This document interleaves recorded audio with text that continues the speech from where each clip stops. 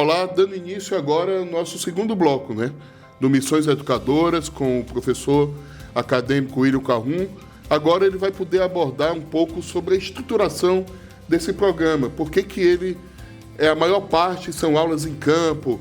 Quem é o professor desse programa, né? Que experiências transformam a vida desses estudantes, não somente do ponto de vista do saber, mas das suas vivências. E são vários paradigmas, são várias ideias inovadoras que foram plantadas essas sementes a partir desse programa e que hoje viraram árvores e florestas que estão multiplicando essas ideias, e você vai conhecer agora.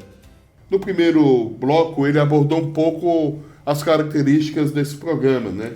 Quem eram os professores, quais eram os conteúdos, como foi essa participação ativa dos projetos, das comunidades, o olhar e o despertar desses estudantes para o seu conhecimento, para a sua cidadania e para a sua contribuição com o mundo melhor.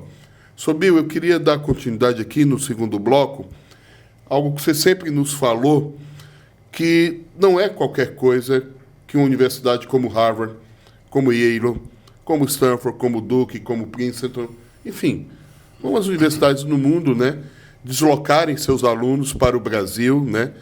É um programa que visava também a internacionalização, lidar com a diversidade da cultura no mundo. Mas qual é a diferença, o que é interessante do ponto de vista do Brasil para atrair esses estudantes, né? Para que eles realmente viessem para cá aprender o que eles não poderiam aprender lá nessas melhores universidades, que têm suas pesquisas, que têm seus professores.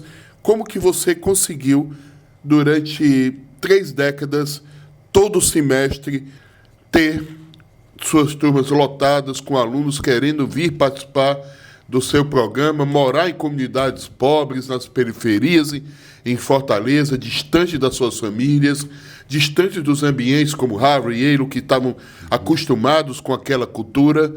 Por favor. Bom, é uma boa pergunta. De novo, eu gostaria de retornar à questão o SIT, né, que é a nossa universidade, como ponto de partida. Isso é importante porque ela foi pioneira em avançar a ideia de que a educação não deveria ser apenas um exercício dentro da sala de aula, e de levar estudantes para esses ambientes desconhecidos, ambientes que os estudantes não tinham acesso sentado em sala de aula. Então, com o tempo e muita luta junto com as universidades norte-americanas, a gente consegue convencer elas de que a possibilidade dos estudantes terem uma experiência fora das paredes da universidade poderia ser uma experiência importante na formação única, singular na vida desse ser humano. Desse estudante. Agora, o que realmente começa a movimentar as universidades, a permitir que seus estudantes saíssem da universidade durante um semestre ou um ano, foram os próprios estudantes. Que os estudantes que participaram nesses programas voltaram e aí foi feito avaliação e as universidades começaram a notar a grande diferença, brilhante, certo, em as atitudes desses estudantes, os relatos deles sobre o que eles aprenderam, a diferença que isso tinha feito na vida deles, o desejo deles ter mais experiências dessa natureza, e o desejo deles de fazer alguma coisa dentro do próprio país, dentro das suas próprias comunidades. Então, vai se nascendo uma perspectiva sobre a educação fora da sala de aula, basicamente construída pelos próprios estudantes. Então, instituições como a nossa, que patrocinava esses programas fora dos Estados Unidos, começa a crescer a demanda para esse tipo de programa começa a crescer. Então, as próprias universidades começam a entender a importância desse tipo de experiência. E nós temos um momento de crescimento de universidades que mandavam seus estudantes para nós para poder participar.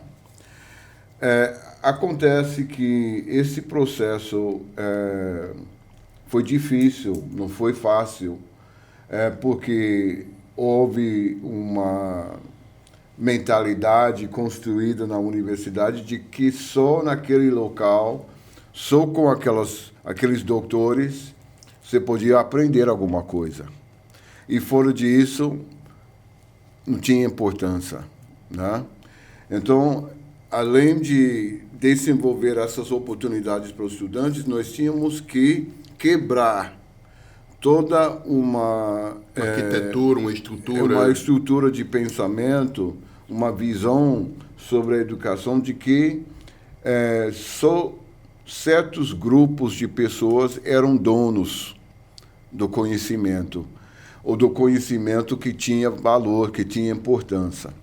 Então, pouco a pouco, a gente foi desenvolvendo essas perspectivas até o ponto que hoje, na grande maioria das universidades norte-americanas, elas todas têm possibilidades para seus estudantes estudar pelo menos um semestre e muitas um ano em outro país, né? Onde o estudante recebe crédito em sua disciplina, em sua área de estudo, para esse semestre ou esse ano fora. Em um grande número de universidades, hoje, você não pode graduar sem essa experiência. Um semestre ou um ano fora, né? Então, já se tornou uma consciência de que é importante, é necessário que os estudantes, para realmente serem pessoas formadas, para eles realmente terem uma perspectiva sobre as formas em que a humanidade é ligada, as possibilidades da humanidade criar mecanismos e oportunidades de trabalhar junto, isso não acontece dentro das quatro paredes de uma sala de aula. E essas experiências que acabam sendo escritas no corpo desses estudantes que tenha essas possibilidades de estudar em outros lugares, nós entendemos que talvez 15% ou 20% do que a gente lê, a gente lembra. 80% do que a gente vive, a gente lembra. Então, eu tenho hoje ainda estudantes que vieram para o Brasil em 1991, 92, que ainda me escrevem para dizer quanto foi importante ter tido essa experiência dentro da sociedade brasileira. de ter essa experiência de aprender com os movimentos sociais, de ter passado um mês de pesquisa em uma comunidade quilombola, ou uma comunidade indígena, ou dentro de uma empresa aqui no Brasil, ou dentro de um movimento social. Como esse processo de dia a dia, durante quase 4 meses, você ter que lidar com o diferente, você ter que se adaptar a uma nova cultura, uma outra maneira de ver o mundo, outra maneira de processar o mundo, conviver em famílias, uma nova forma de ser família, né?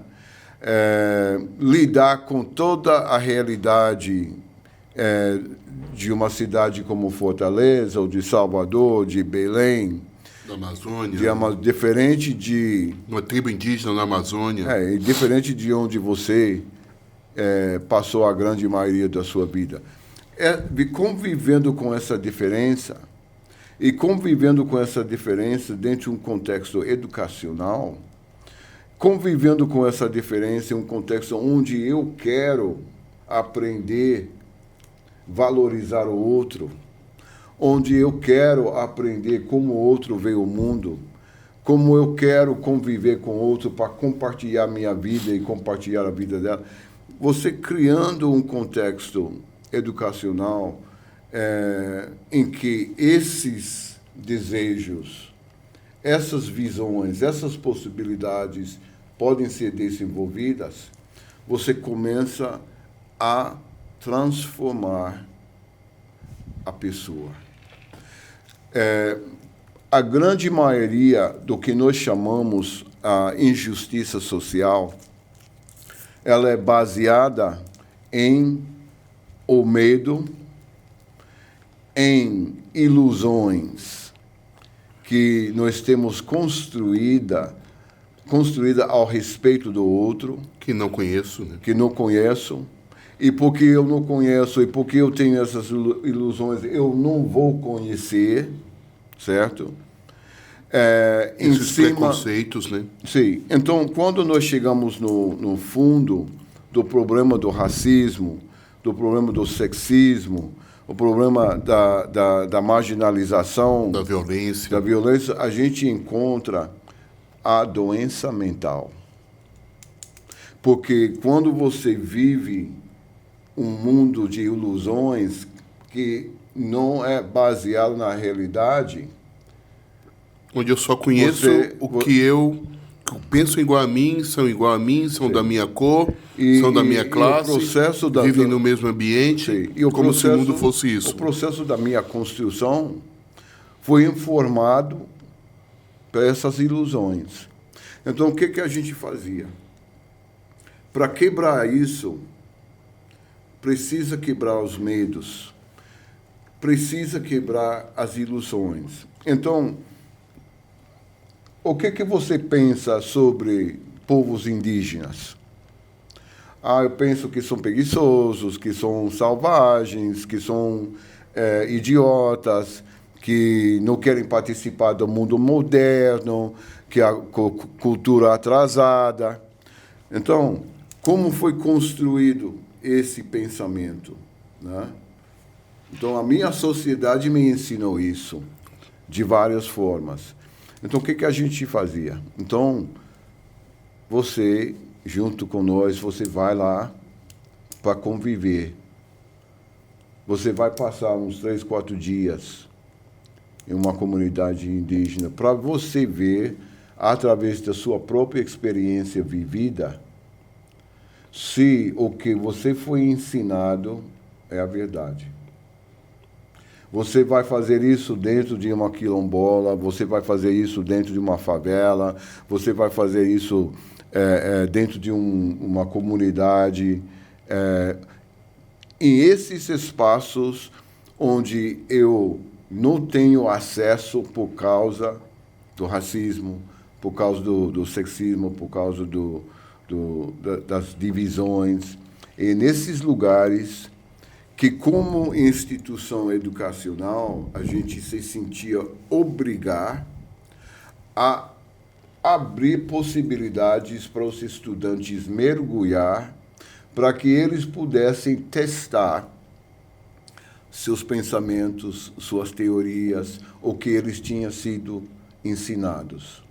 Então, a gente descobria de que a possibilidade, quando a gente falava na justiça social, e como é que a gente poderia construir a justiça social, a gente entendia que isso só poderia acontecer no momento em que a gente tinha outros contextos de referências sobre o outro. Uma cidadania global. Uma cidadania que permitia, que promovia o encontro com o outro, que valorizava a cultura do outro, que abria para mim a possibilidade de eu chegar nesse lugar para aprender de e com.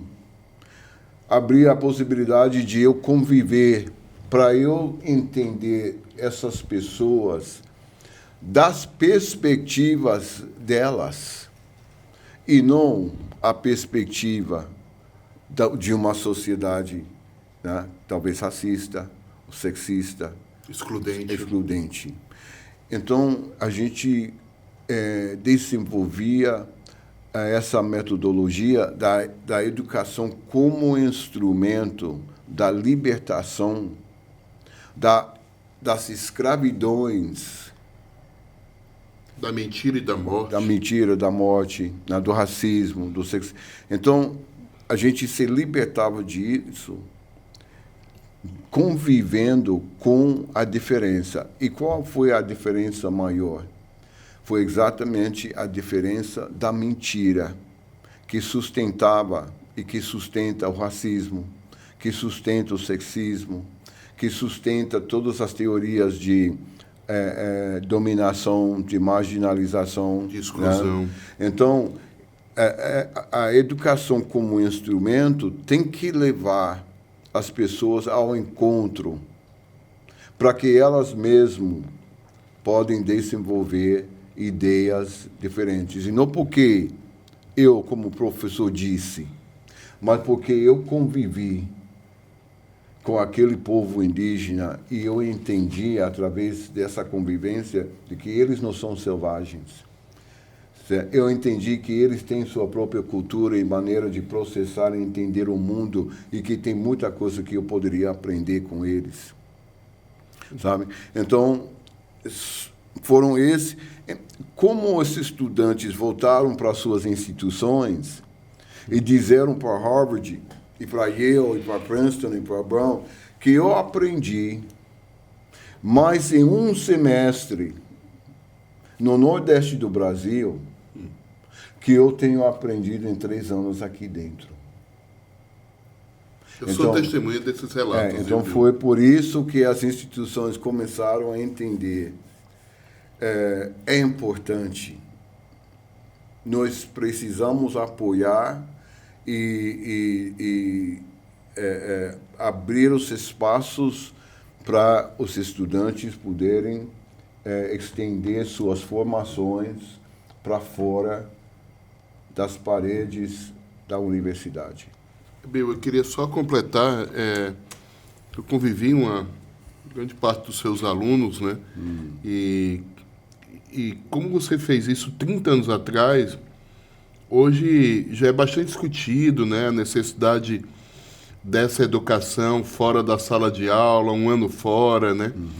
Como você bem frisou, o que os estudantes estavam buscando nas próprias universidades americanas não era apenas dar um diploma ou um outro idioma, mas também uma experiência que agregasse e transformasse aquela vida e aquele olhar. Só que você fez isso 30 anos antes. Você plantou algumas sementes que já viraram florestas, que já viraram árvores que se espalhavam. E eu vejo hoje, além desses relatos que você nos traz, você educou 3 embaixadores americanos com essas visões. Professores acadêmicos do King's College, em Londres, em Harvard, na Ásia. Pessoas que ocuparam espaços na cooperação internacional, essa eu ajudei a sua pesquisa, a Georgia Ray, que está na Unicef, na África, né? E que isso, de alguma forma, e aí em nome deles, eu acho que eles poderiam estar aqui, se Deus quiser, uma das suas alunas, que hoje está em Los Angeles, que é cineasta, né? A Valesca, esse vídeo vai ser bem importante, né? Para ela pensar um filme, como é que a gente vai registrar essa história, né? Para que mais pessoas possam conhecer. Mas eu queria frisar que isso saiu dessas vidas. Isso entrou na sociedade com Vidas Negras Importa, com a Marcha das Mulheres, com várias lutas que parecia loucura que alguém pudesse, também é outro agradecimento que a gente lhe traz, de todas essas instituições que você transformou em professor. Que você, na luta brasileira, né, Banco Palmas, Edisca, MST, Quilombolas, comunidades indígenas, tem o orgulho de dizer que ensinou no seu programa a estudante de Harvard, de Yale, de Stanford, e que essas vozes invadiram os movimentos nas ruas, na sociedade, inclusive na democracia americana, com o atual vice-presidente, né, a Kamala Harris, o Joe Biden, enfim, o próprio Obama, né, que são pessoas que também escutam e lutam por essa nossa, senador Bernie, entre outros. Eu queria entrar aqui no próximo bloco e lhe agradecer e a gente passar aí para o próximo bloco, Missões Educadores, com o professor William Carrum, tratando um programa de educação e cidadania global.